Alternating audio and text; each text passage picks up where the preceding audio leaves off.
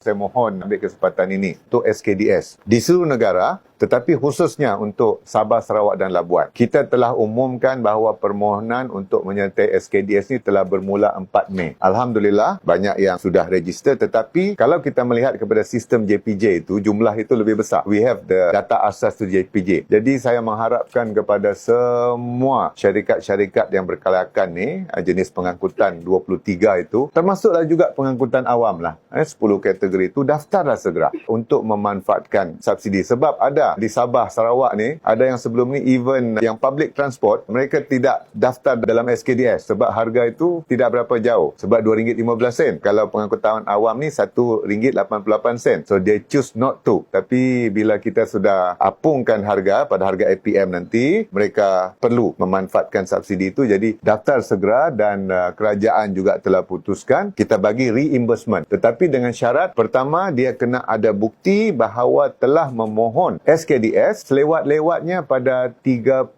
Jun. Sebab kita sudah umumkan bahawa 1 Julai bermula. Kena daftar sebelum 30 Jun. Tunjukkan bukti itu, barulah eligible untuk reimbursement. Sebab apa? Kita maklum. Satu, daripada segi permohonan pertama dalam sistem SKDS. InsyaAllah dokumen lengkap serta-merta boleh dapat kelulusan. But then, kelulusan itu pula mereka kena pula memohon dengan Oilco, syarikat-syarikat minyak. Dan akan ambil masa untuk pengeluaran fit card. So, we do understand perkara tersebut. That's why kita bagi ruang untuk reimbursement. Tetapi siapa yang memohon only selepas 30 Jun, minta maaf. Kita tidak layak untuk reimbursement. We have been reminding them many times. Please mohon supaya walaupun belum dapat fit card, boleh buat tuntutan untuk reimbursement. Yang kedua, untuk budi diesel pula. Budi madani diesel. Ini pun saya ingin perjelaskan. Ada di Sabah, Sarawak, saya tengok masih ada yang menganggap bahawa kota untuk budi diesel ni hanya 200 liter. Sebenarnya tidak tepat. Kota asas adalah 200 liter. Untuk semua